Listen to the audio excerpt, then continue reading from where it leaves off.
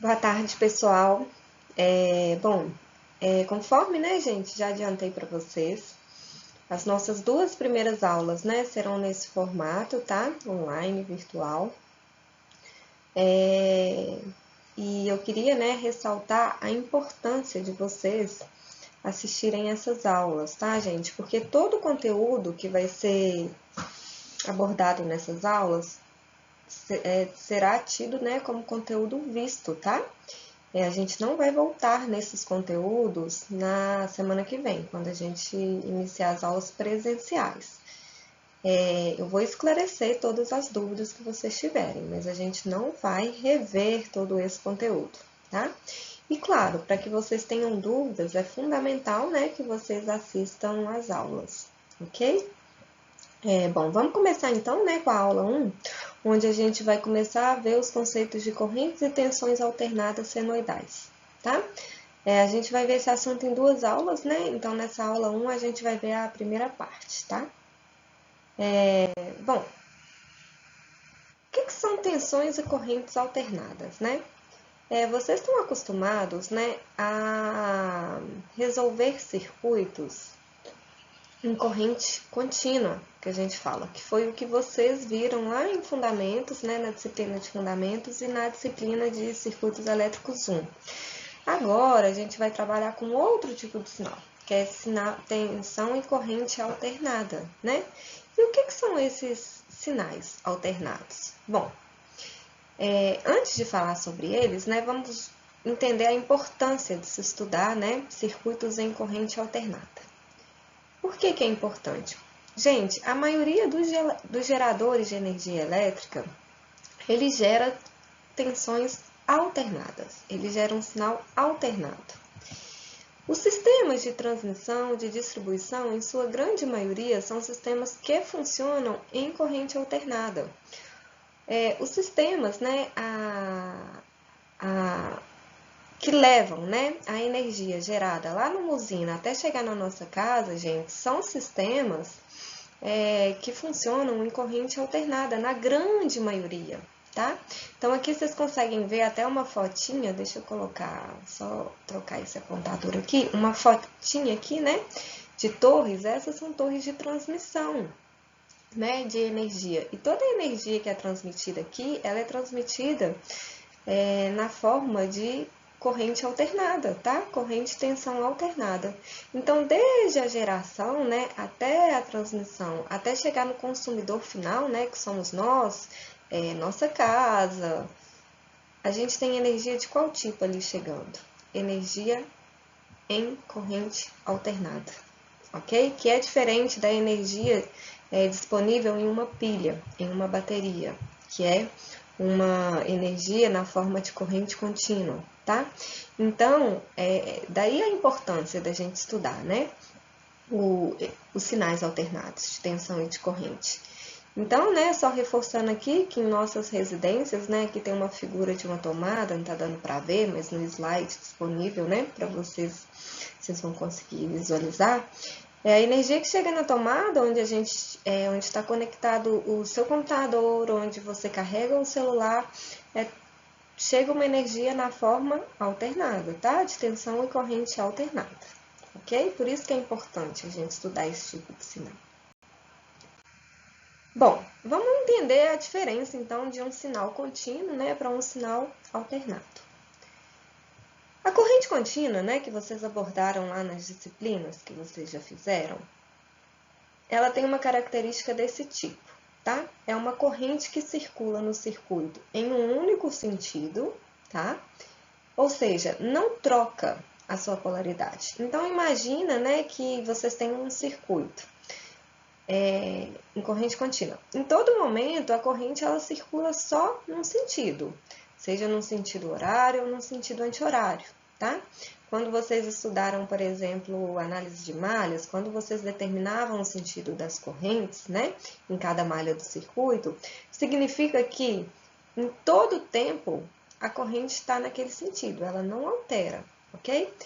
E esse gráfico representa, né, um sinal contínuo que, além dele ser contínuo, ele não altera o sentido, ele é constante, tá? Que foram os sinais que vocês estudaram. Uma fonte de 10 volts, por exemplo, ela oferece 10 volts em todo instante de tempo, né? Em que o circuito é energizado.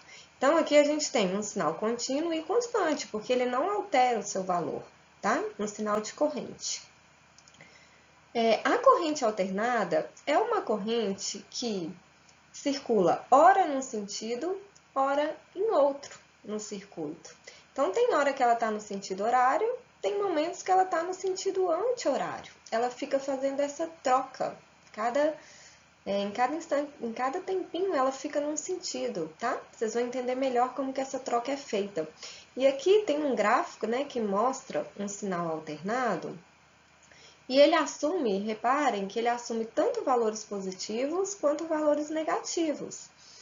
Enquanto ele assume valores positivos, significa que a corrente está no horário. Quando ele assume valores negativos, significa que a corrente ela inverteu o seu sentido de circulação. Então, essa é a diferença, tá? Entre sinais contínuos e sinais alternados. Claro, gente, sinal contínuo, por ele ser contínuo e constante, é mais fácil de analisar circuitos em corrente contínua, tá? Vocês vão ver que em corrente alternada é um pouco mais trabalhoso, tá? Porque a gente está trabalhando com um sinal que varia no tempo. Além de variar no tempo, ele assume valores positivos e valores negativos, ok? Então, essa é a diferença entre os sinais contínuos e alternados. Bom, no circuito de corrente alternada, o valor da corrente varia no tempo, assumindo valores positivos e negativos, né? Conforme eu já trouxe essa informação. Isso vale para a tensão também, tá, gente? É porque é mais usual a gente utilizar os termos circuitos em corrente contínua, circuitos em corrente alternada. Então, sempre que eu falar de corrente alternada, o mesmo vale para a tensão, tá bom? Então, olha só. Aqui a gente tem um tipo de sinal alternado, que é o que a gente chama, aqui é um sinal de tensão, é o que a gente chama de tensão alternada quadrada. Por que quadrada? Por conta do formato, tá? Então, olha só, aqui a gente tem o zero. Repara que essa tensão ela assume valores positivos durante um tempo, depois se torna negativo, depois se torna positivo, volta a ser negativo, ok? Então, esse é um tipo de tensão alternada, porque ela varia entre valores positivos e negativos, e a gente chama ela de quadrada, ok? Aqui tem um outro tipo de sinal, que é o sinal alternado triangular, tá? Olha só, essa tensão alternada triangular, de novo, ela assume valores positivos, negativos, positivos, negativos. E, devido à forma dela, né, ela é conhecida como tensão alternada triangular ou também a gente tem um termo também usado para esse tipo de tensão, que é dente de serra, ok? Mas a gente vai se referir mais a ela como triangular aqui, ok? E esse é um outro tipo de sinal alternado, né? Porque ele assume valores positivos, valores negativos. E esse é o tipo de tensão que a gente chama de tensão alternada senoidal, tá? E ela tem esse formato e ela é a que a gente vai assumir aqui nessa disciplina como sendo nossas fontes de tensão. Por quê? Porque esse é o tipo de sinal que chega na tomada das nossas casas. Se a gente pudesse fotografar aquele sinal, a gente veria, né, uma forma de onda desse tipo, tá? Com essa cara, com esse formato. Então, tanto lá na geração, quanto na transmissão, distribuição e quando chega aqui nas nossas residências, a tensão, né, gerada, transmitida, a tensão que a gente consome tem essa cara, tá? Tem esse perfil, ok? Então, esse é o tipo de tensão que a gente vai trabalhar. Esse é o tipo de sinal. Tensão alternada senoidal ou corrente alternada senoidal, ok? Os sinais mostrados anteriormente, né, quadrado, triangular, têm aplicações bem específicas, tá? Em alguns circuitos eletrônicos. Mas os circuitos básicos, né? No nosso cotidiano, são circuitos alimentados com esse tipo de sinal, ok? Bom, agora, gente, a gente vai ver algumas definições e características de correntes e tensões alternadas senoidais que são importantes, tá? Vou passar cada uma delas aqui, a começar pela forma de onda. O que é forma de onda? São gráficos de tensões e correntes em função do tempo, tá? São aqueles gráficos que eu mostrei anteriormente. Aquilo a gente chama de forma de onda, onde a gente vai ter um eixo vertical. Nesse eixo vertical, ele é usado para representar tensão, se for um sinal de tensão, ou corrente, se for um sinal de corrente, enquanto o eixo horizontal, ele é usado para representar o tempo.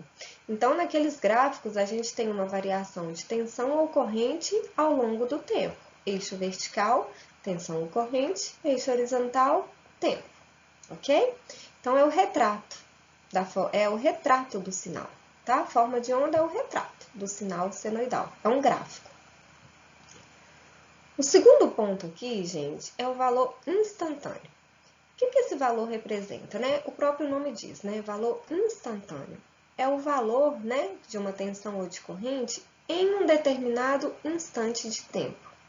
Porque na forma de onda a gente viu, né, que a gente tem um sinal, né, que varia no tempo. Então, quando a gente fala valor instantâneo, a gente tem que determinar um instante de tempo, tá? Por exemplo, é a tensão no instante de tempo de 10 segundos. Então, é o valor que a tensão assume naquele instante de tempo, ok?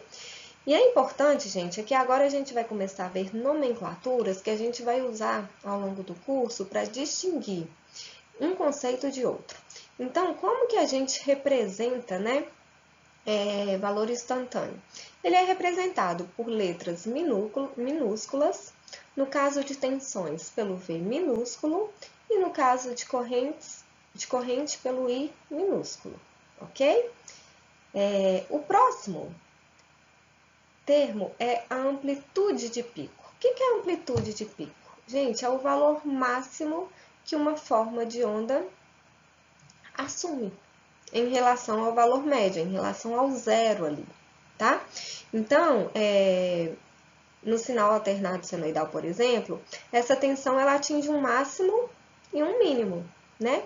Então, amplitude de pico é o valor máximo que ela atinge, é o maior valor que ela atinge ao longo daquele tempo em que ela foi registrada, ok? Continuando, né?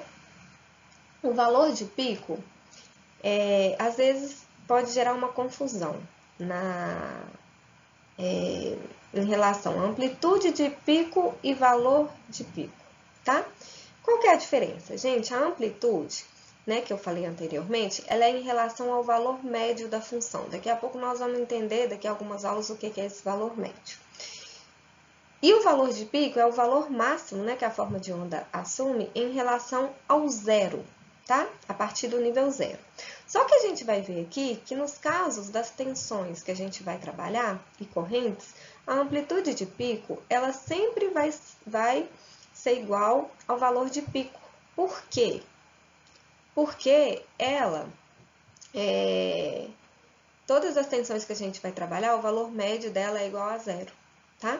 Então, são dois conceitos, né, que eles se igualam, no caso aqui que a gente vai trabalhar, tá bom? Qual que é a nomenclatura que a gente vai usar? Letras maiúsculas, tá? E a gente pode representar como V máximo, tensão máxima, I máximo ou VP. O P é de pico, V de pico, I de pico ou escrever a palavrinha pico também, ok? Eu utilizo mais VP, IP, o V máximo, I máximo, mas o importante é que é com letra maiúscula e que tenha esse subscrito aqui indicando, ok? Máximo e mínimo. Valor de pico a pico. O que é o valor de pico a pico? Gente, num sinal alternado, a gente tem um pico máximo e um pico mínimo, tá? Esse valor de pico a pico é a diferença entre o máximo e o mínimo. Então, vai pegar toda a amplitude da forma de onda, tá? Então, é a diferença entre os valores positivos e negativos. Como que a gente representa, né, esses valores? VPP, IPP, a gente coloca 2 P's, porque de pico a pico. Forma de onda periódica. O que é uma forma de onda periódica? É uma forma de onda que se repete continuamente em um certo intervalo de tempo constante. Daqui a pouquinho a gente vai ver de novo, né, uma figura, um gráfico de uma forma de onda, de um sinal periódico. Mas, se vocês puderem lembrar, nos gráficos anteriores, as formas de onda, elas têm um comportamento que se repetem. Tem um padrão que se repete a cada intervalo de tempo. Isso é o que a gente chama de uma forma de onda periódica, tá? E a gente sempre vai trabalhar com formas de ondas periódicas aqui na disciplina. Período, período T. A gente representa pela letrinha T maiúscula, ok? Essa letrinha que é utilizada para caracterizar período. Período é um intervalo de tempo entre repetições sucessivas de uma forma de onda periódica. Bom, eu não disse que a forma de onda, né, quando ela é periódica, ela se repete? O período corresponde a uma repetição, tá? Daqui a pouquinho fica mais claro isso quando eu mostrar uma forma de onda aqui, tá? Ciclo. O que é o ciclo? É a parte da forma de onda que cabe em um período, tá? Num intervalo de tempo igual a um período. Isso é o que a gente chama de ciclo. É a partezinha da forma de onda que cabe em um período. E por fim, frequência. Todo mundo já deve ter ouvido falar nesse termo frequência, né? E aí já deve ter ouvido falar em frequência de 60 Hz. O que é essa frequência? Em termos de conceito, é a quantidade de ciclos que cabe em um segundo, tá? Qual que é a unidade de frequência? É o Hertz, tá?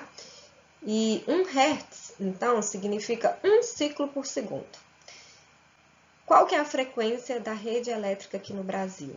60 Hz, tá? O que significa isso? Que em 1 segundo, se a gente pudesse fotografar uma forma de onda durante 1 segundo, a gente teria 60 repetições, 60 ciclos, ok? Tanto aqui no Brasil, nos Estados Unidos, parte do Japão é 60 Hz, tá? Na Europa tem uma outra frequência que é mais comum, que é 50 Hz. Mas, em geral, a gente tem no mundo inteiro só esses 2 tipos de frequência, tá? 60 e 50 Hz, ok? Bom, vamos voltar aqui em período, gente, né? Que é o intervalo de tempo entre repetições sucessivas de uma forma de onda periódica, ou seja, é o tempo de cada ciclo, para a gente visualizar melhor o período.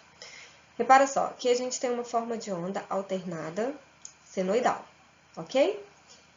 Essa forma de onda começa em 0, atinge um máximo, volta em 0, atinge um mínimo, volta em 0, atinge um máximo, volta em 0, atinge um mínimo, volta em 0.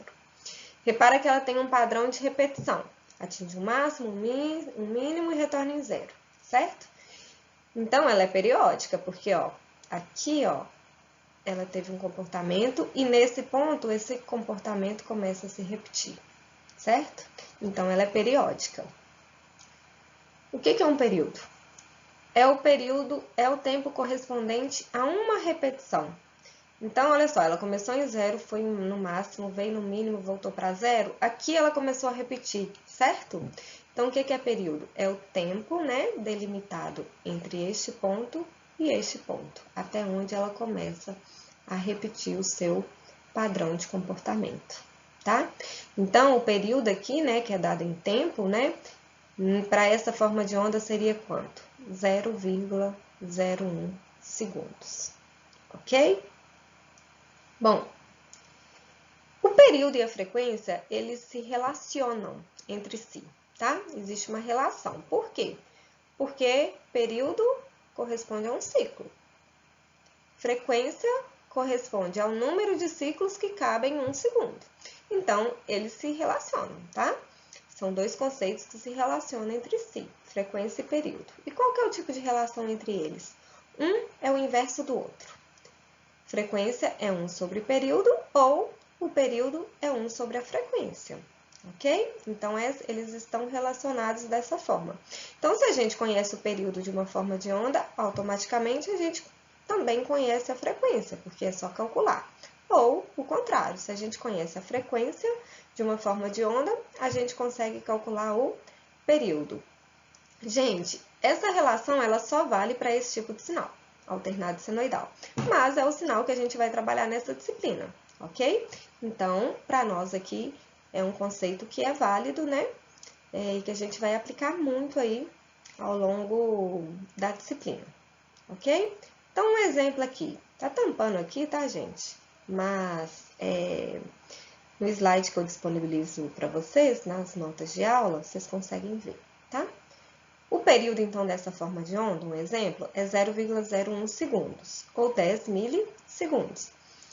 O período a gente sempre vai colocar em segundos, né? Ou um múltiplo de segundos, porque é a unidade fundamental de medida de tempo, né? A frequência, então, vai ser 1 sobre período, então é 1 sobre 0,01, ok? Que vai dar quanto? 100 Hz, ok? Então, a gente conhece o período, então, automaticamente, a gente também conhece essa frequência. Vamos ver se esses conceitos ficaram claros para vocês. Vamos lá. Vamos fazer esse aqui juntinhos, olha só. A gente tem uma forma de onda de tensão senoidal. Aí eu pergunto, qual é o valor de pico dessa forma de onda? É o máximo que ela atinge. Quanto? 15 volts. Então, 15 volts de valor de pico ela tem. E de período? Vamos ver. Ela começa aqui, vai no máximo, vem no mínimo, volta para zero. Vai no máximo, vem no mínimo, volta para zero. Então, aqui, nesse ponto, é o padrão de repetição dela. Então, qual que é o período? É onde a gente tem um ciclo. Qual que é o período dessa forma de onda? 0,02 segundos ou 20 milissegundos. Qual que é a frequência? Bom, se a gente tem o período, a gente consegue calcular a frequência? Sim. Como? 1 sobre 20 milissegundos, que é 50 Hz. E qual que é o valor de pico a pico?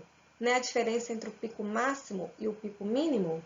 O máximo é 15, o mínimo é menos 15. Se a diferença, gente, é 15 menos 15, que vai ser 15 mais 15, que é 30, que é a diferença entre esse ponto e esse ponto, ok? Acho que, né, com essa forma de onda, né, fica mais fácil para vocês visualizarem esses conceitos, ok? Bom, vamos continuar aqui, ó. Para essa forma de onda, eu pergunto, quantos ciclos a gente tem aqui representados? Ciclo é o quê? É a forma de onda que cabe num período, certo? Quantos ciclos que a gente tem? Cada bolinha vermelha dessa delimita um período, certo? Ó, máximo, mínimo, voltou para zero. Máximo, mínimo, voltou para zero. Máximo, mínimo, voltou para zero. Quantos ciclos a gente tem aqui representado, então? 1, 2, 3. 3 ciclos representados, ok?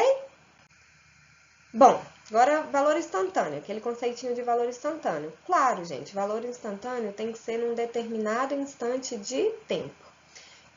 Aqui eu estou delimitando instante de tempo por essa retinha preta aqui, ok? Aí eu pergunto para vocês, nesse instante de tempo, ó, qual é o valor instantâneo da tensão? Nesse instante de tempo, ó, essa retinha preta, ela está cruzando, interceptando a forma de onda nesse ponto. Quanto que é? Menos 10 volts. Ok? Bom, aí deixa um exercício aí para vocês pensarem um pouquinho, né? Para esse sinal alternado, eu peço valor de pico a pico, tudo que a gente viu ali, ó. Período, frequência, número de ciclos representados. Sugiro então agora que vocês deem um pause no vídeo e respondam a essas perguntinhas aqui, tá? Ao terminarem, voltem aqui, né? Só pra gente conferir, ok? Qual que é o valor de pico? Nesse caso é o quê? 30 miliamperes, é um sinal de corrente. Qual que é o valor de pico a pico? 30 menos 30, 60 miliampere. Qual que é o período? Vamos lá, qual que é o período? 1 milissegundo. Qual que é a frequência? 1 sobre 1 milissegundo, que vai dar quanto? 1000 Hz. E quantos ciclos a gente tem aqui representado? O número de ciclos, vamos ver? 1, 2, 3, 4, 5 ciclos representados, ok? Acredito, né, que tenha ficado claro esses conceitos aqui. São fáceis, são tranquilos, né, de se entender, ok? Bom, vamos lá, vamos continuar então. Olha só, gente.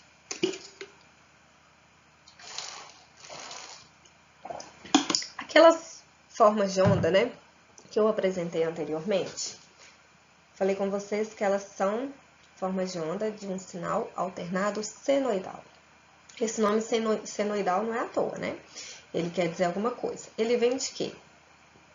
De senoide, tá? O que é uma senoide?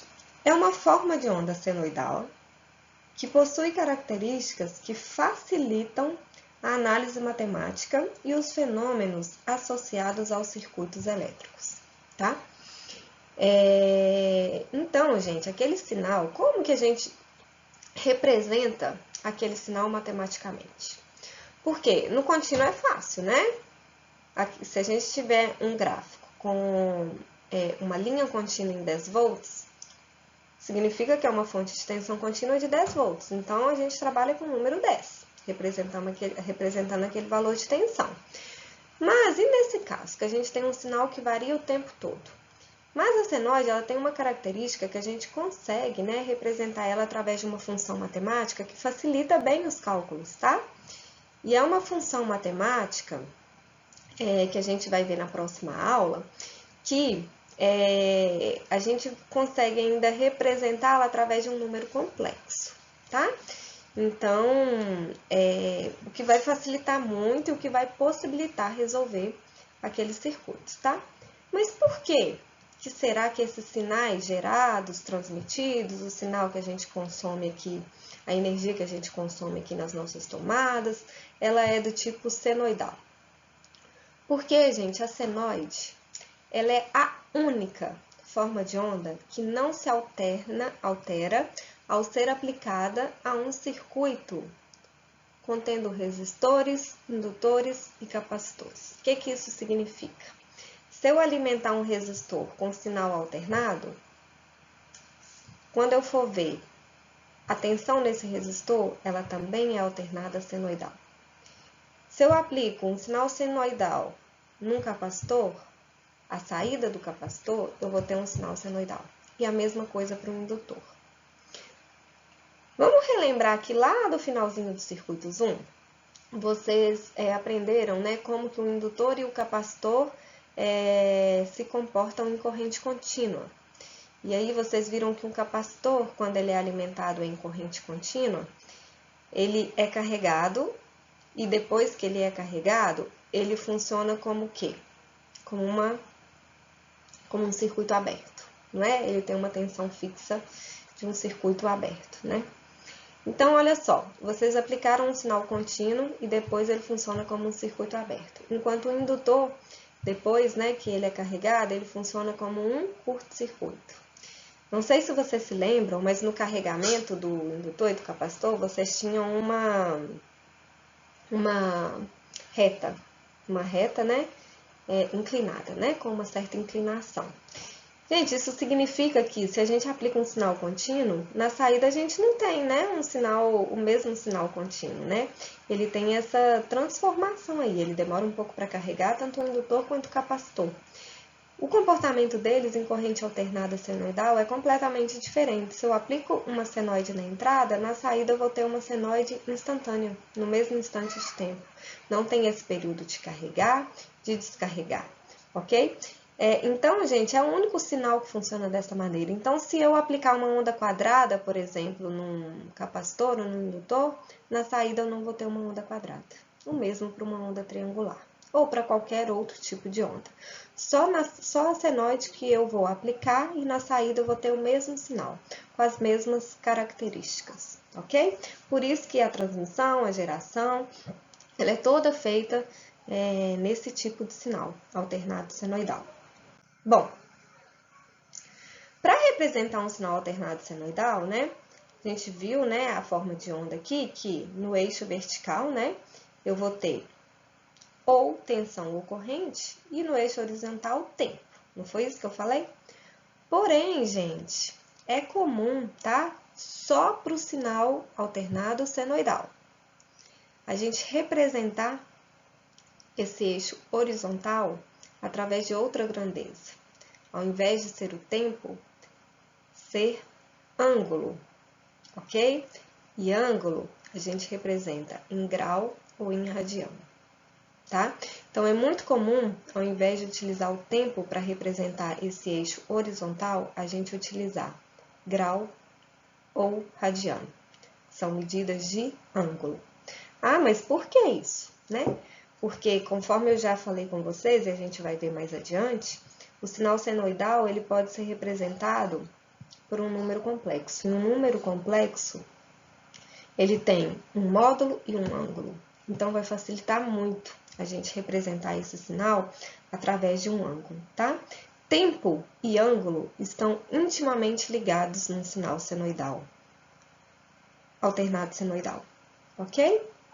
Bom, já, né, que a gente vai representar, vai utilizar e vai representar sinais senoidais através de ângulos também, vamos rever alguns conceitos aqui, né, relacionados a ângulos, tá? Para isso, a gente tem que pensar em circunferência. Então, imagine uma circunferência e sejam dois pontos distintos, A e B, sobre essa circunferência. Então, a circunferência ela vai ficar dividida em duas partes, né? Uma aqui, AB, um arco AB, e outro arco AB aqui embaixo. Cada uma dessas partes é denominada, né? A gente chama de arco de circunferência, tá? Então, olha só. Para esse segunda circunferência aqui, não tá dando para vocês verem, mas a gente tem um arco AB, que tá aqui, e um arco CD, que tá aqui. Aí eu pergunto para vocês, AB é maior do que CD? AB é menor do que CD? Ou AB é igual a CD? Como que a gente compara dois arcos de circunferência? Por quê? Se a gente for comparar duas medidas, por exemplo, horizontais, a gente vai estar comparando, por exemplo, uma régua de 30 centímetros e uma régua de 15 centímetros. A gente está comparando unidade de medida de um espaço, né? 15 centímetros e 30 centímetros. Mas e quando se trata de ângulos? O que a gente... aliás, já dei até a resposta, né? Quando se trata de arcos, né? O que vai determinar se um arco é maior do que o outro, tá? A gente vai ver que está relacionado com o ângulo, ok? Como que a gente faz para comparar isso, tá? Cada arco, ele tem... a gente fala que ele é dividido em vários arcos unitários, tá? A medida de um arco AB em relação a um arco unitário é o número que exprime quantas vezes o arco unitário cabe nesse arco AB, tá? Mas aí vocês falam assim, ah, professora, pode ter, aqui tem 1, 2, 3, 4, 5, 6. Pode ter 6, como eu posso dividir aqui na metade, aí eu vou ter 12, né? Sim, então vão ser medidas diferentes, né? Mas a gente vai padronizar isso na circunferência. Nesse caso aqui, olha só, para esse arco unitário aqui, esse arco AB, a gente fala que ele tem a medida de 6 arcos unitários, né? 6 Us, porque couberam 6 arcos unitários aqui dentro. Aí eu pergunto para vocês, uma circunferência, ela tem quantos arcos unitários? Eu posso definir um número, outro aluno pode definir outro número, um terceiro aluno pode definir outro número, ok? Mas a gente vai padronizar isso. Uma circunferência tem 360 arcos unitários, tá? 360 arcos unitários aqui dentro de uma circunferência, ok? E é por isso que a gente fala que uma circunferência tem quantos graus? 360 graus. Porque cada grau nos dá, né, a medida de um arco unitário, ok? Então, qual que é a unidade para se medir arco? Né? Se comprimento a gente mede com metros, centímetros e um arco. Como que a gente mede? Bom, gente, grau, ok? E o que é grau? O arco unitário é um arco unitário, né? Igual a 360 avos da circunferência que contém o arco a ser medido. Na circunferência, eu não falei que ela vai ser dividida em 360 arcos unitários? Então, cada arco unitário é delimitado, né, por 1 grau, ok? Por isso que a circunferência ela tem 360 graus. Qual que é a unidade de grau? Grau, né, a gente define o grau como sendo grau, e a gente representa, né? Grau é um nome dado e essa é a unidade, né? É aquela bolinha, né? No canto superior, à direita de um número, ok? Mas é só o grau que é utilizado para medir ângulo, para medir arco? Não. Também pode ser utilizado o radiano, que talvez é menos comum para vocês, tá? Mas, o que é o radiano? Também é uma medida de ângulo, tá? E o que o radiano ele expressa? Vamos lá. É o arco unitário cujo comprimento é igual ao raio da circunferência que contém o arco a ser medido. Assim, ao afirmar que um arco AB mede 1 radiano, significa que, ao esticar o arco AB, obtém-se o segmento de reta AB, cuja medida é exatamente o raio da circunferência. Vamos entender isso aqui através da figura dessa circunferência. Raio de circunferência, todos estão lembrados o que é? É a distância entre o centro da circunferência e qualquer um dos pontos que delimita essa circunferência. Ou seja, aqui a gente tem um raio, ok? Aqui embaixo a gente tem um raio, ok? Tá falando o seguinte, que radiano, o que é o radiano? A gente pegar esse comprimento de raio e esticar ele aqui ao redor da circunferência, tá? Então, eu vou delimitar um arco aqui que tem como tamanho um raio. O ângulo formado, então, é o que a gente chama de 1 radiano, ok? Então, é o arco que mede exatamente um raio da circunferência, tá? Qual que é a unidade de radiano? Rad, ok?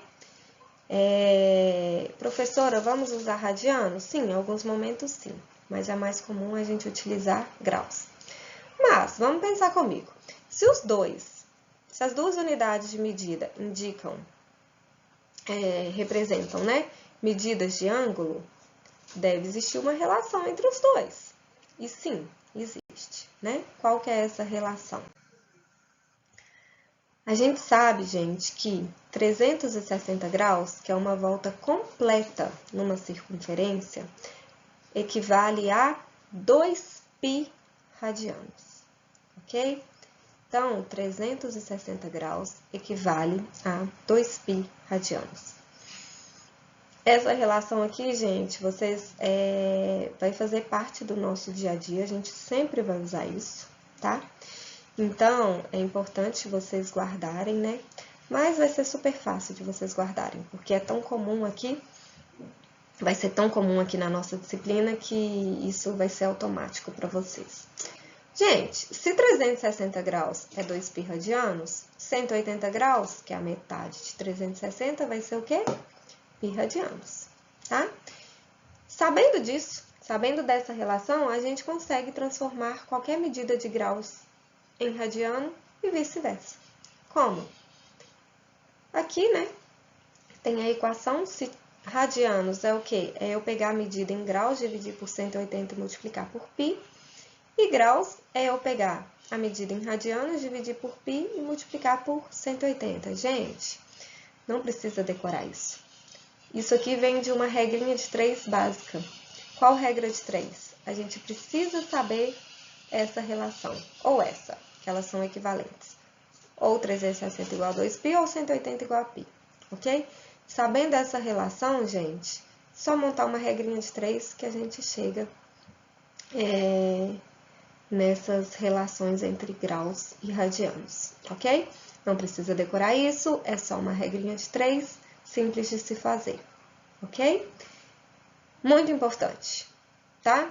Muito importante. Vocês precisam saber apenas isso, tá? Sabendo isso, vocês chegam nessas relações. Por que é muito importante? Porque a gente vai usar isso o tempo todo, ok? E aqui, gente, só uma curiosidade, né? Já que eu falei 2π, a gente vai trabalhar muito com π o tempo todo, né? E π, né, vocês sabem que é uma constante matemática. O que é constante? O valor dela não muda, que vale 3,1416, né?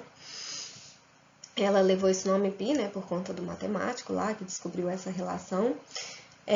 Mas você sabe, né, o que significa o número π? O valor dele, vocês sabem, 3,1416. Mas o que ele significa? É a razão entre o comprimento da circunferência de qualquer círculo e o seu diâmetro. Gente, imagina um círculo, esse aqui, ó, que está circulando esse textinho. O que é o comprimento da circunferência? É essa volta aqui completa. Isso é o comprimento dela. A gente sabe, se vocês lembram aí, o comprimento de uma circunferência vale 2πr. O que é diâmetro? É a distância de um ponto até o outro passando pelo centro da circunferência. Para qualquer tamanho de circunferência, a razão entre esse comprimento e esse diâmetro, ela é um valor fixo, ok? Se a gente pegar o comprimento e dividir pelo diâmetro, independente do tamanho da circunferência, a gente sempre vai ter um valor. E qual que é esse valor? π, 3,1416. E um monte de casinhas lá para frente. Então, gente, essa relação ela é válida para qualquer circunferência, de qualquer tamanho. Por isso que é uma constante e que leva esse nome π, tá?